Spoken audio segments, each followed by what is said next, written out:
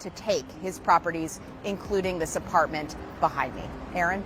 Damn, Floyd Mayweather, Money Mayweather. What, they got you up under the gun again on $25 million in taxes? Hey, man, you know, stuff about to get real for you, Floyd, man. Hey, Money Mayweather, Floyd, don't think you gonna surprise me with that big tractor trailer with all them cars on it. I done seen your cars. I done seen them. Floyd Mayweather is reportedly in panic after his assets were frozen over a $42 million fraud claim. He insists he's paid his taxes, attributing the controversy to a one-sided media narrative. Mayweather denies the allegations, claiming the situation has been blown out of proportion and fueled by misleading reports. Especially when it comes to the media in this country. While everyone is counting my money and assuming the worst, these are the facts. Uncle Sam received $26 million from me in 2015. What else could they possibly want? I'm sure I would have been notified much sooner if there were any real discrepancies, right? Bottom line, everybody just wants to be part of the Money May show, including the IRS. That's fine. You can crunch numbers all day, but in the end, my empire is rock solid and intact. Now calculate that. Hashtag TMT, hashtag Floyd Mayweather. Rapper and entrepreneur took a jab at Floyd Mayweather, mocking him for not flaunting his luxury cars, as he once did. Ross pointed out that Mayweather no longer seems to be showing off his vast collection of cars, which highlights the shift in the boxer's financial situation. Ross' remark serves as a subtle critique of Mayweather's current lifestyle, suggesting that the extravagant displays of wealth that were once a signature of his public persona may now be less frequent due to his financial difficulties. Floyd Mayweather's habit of purchasing luxury items has come back to haunt him in the form of mounting tax bills. He reportedly failed to take into account the taxes he would owe after his extravagant purchases. While Mayweather continued to show off his expensive cars, watches, and homes, he neglected to address the tax liabilities attached to them. This financial oversight has placed him in a precarious situation with tax authorities, underscoring how his focus on luxury and image may have overshadowed the more practical financial responsibilities that come with such a lifestyle. Floyd Mayweather is about to pay $2 billion to purchase a sports team and may never have to pay taxes again. The tax code offers these super wealthy so many methods to erase their income through deductions, and none is better than purchasing a sports team. Buying a sports team is like buying a unicorn real estate property. The value is always going to go up, the owner is going to make money, but on their tax return, they're going to use a strategy to report that they're losing money. See, the owner is actually allowed to write off the entire cost of the sports team against future income. This will allow Floyd to pay less in taxes. It's called amortization, which is very similar to depreciation.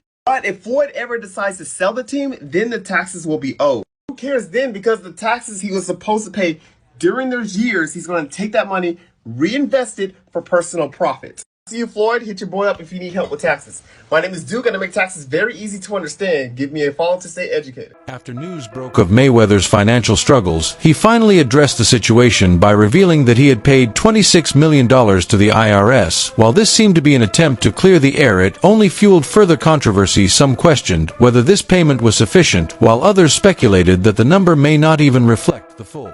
He replies to them by showing on Instagram $26 million, a payment he made to the IRS. By the way, nothing makes your tax payment look shadier than when you're just holding up cash. Right. That's not a good look for the IRS. But he showed his actual, $26 million.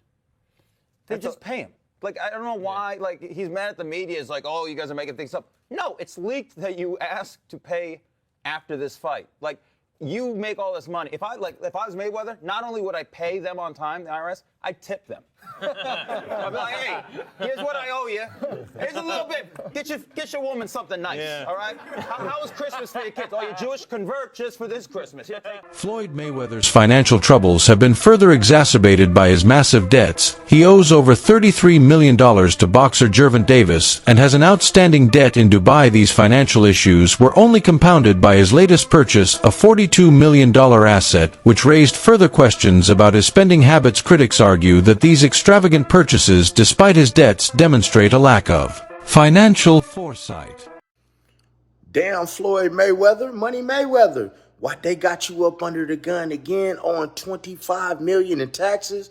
Hey man, you know stuff about to get real for you, Floyd, man, because you already owe Javante Davis 33 million that you ain't paid him.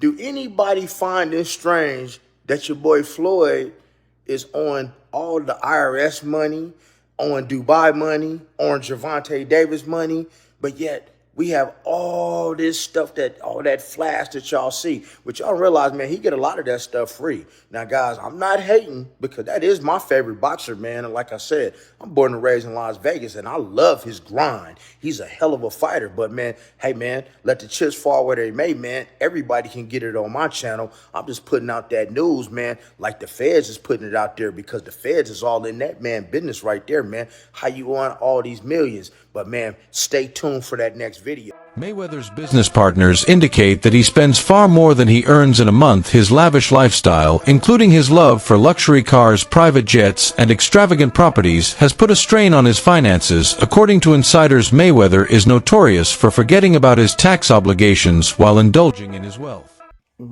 Look, man, you know, we both made some real money, but you know, you start burning through, you make $2-3 million a year, you burning through $100,000 a month. You ain't really got that much money. He probably spending way more than that. No, I'm talking regular dudes. I see what we you're say saying. we make $3 million, we burning through $100,000 a month.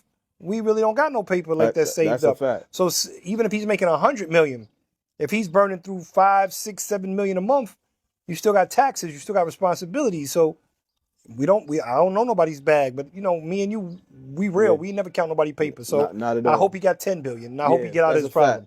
problem. That's a fact, because you would figure he should be able to just cash him out, like whatever the tab is, you know, he should be able to wire that. Yeah, I think he could do that with no problem. I think he got all the money in the world. I think they may not want. Floyd Mayweather has made several grandiose claims about his earnings, including the assertion that he makes $3 million every month more than tech mogul Bill Gates. However, these statements have been widely dismissed by financial experts who argue that they are unrealistic and Floyd Mayweather says he makes $300 million a month, which is $3.6 billion a year. He makes more money than Jeff Bezos,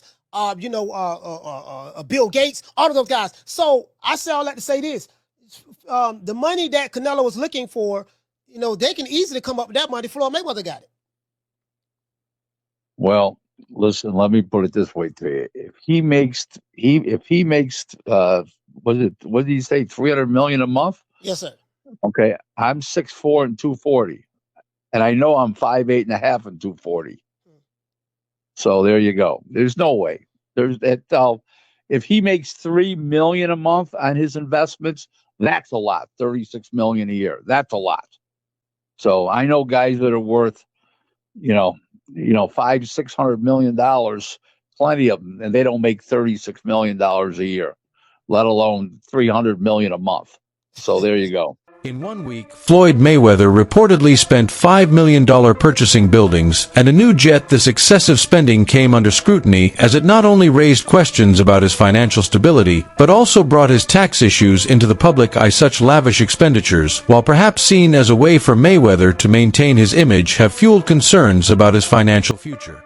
In 1996, a con man bought the New York Islanders with fake documents and a fax machine. This is the story of one of the craziest scams in sports history. It all starts with this guy, John Spano Jr. He ran a company called Bison Group in Dallas, Texas. They leased and financed equipment, nothing major, but he was the type of guy to make it seem like they were managing hundreds of millions of dollars. In reality, he was worth less than $5 million. But John always dreamed of being a billionaire, and his way to become one was own a sports team. So in 1995, he positioned himself as a local wealthy businessman and approached the Dallas Stars ownership group as a new potential buyer. The Stars did some basic due diligence and found out that he really didn't have as much money as he was claiming. And then they just dismissed him. So then John tries again, but this time he chooses a brand new franchise, the Florida Panthers. And he actually almost bought the Panthers. But after the owners asked for more thorough financials, the deal fell through. Which brings us to 1996 and the New York Islanders. The owner at the time, John Pickett, was desperate to move the team. He bought the team during a dynasty where they won 4 Stanley Cups in a row during the early 80s. Since then, the team was on a steep decline, losing millions a year. In the early 90s, Pickett tried to sell the team, but every time it fell through. Then out of nowhere, here comes the mysterious business tycoon,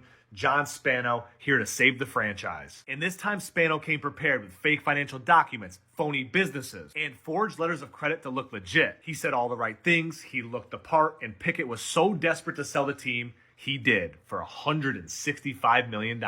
And with no one really looking too deep into it, even the NHL approved him. The wild part is, he was given full control of the team without even making a payment. For 4 months, Spano acted as a legit owner, sat in on GM meetings, signed players, traded players, and even took interviews as the owner. However, the lies did catch up to him. Spano misses his first payment and he blames it on the bank. Then he misses a second payment and now everyone starts digging into his life. Turns out he didn't have any money at all. All of his bank statements were fake and even his financial advisors were just his friends pretending. Once the truth broke, the whole deal was void. Spano was later arrested and sentenced 71 months in federal prison. Now, something like this would never happen today, but it is pretty wild that Spano owned an NHL team for 4 months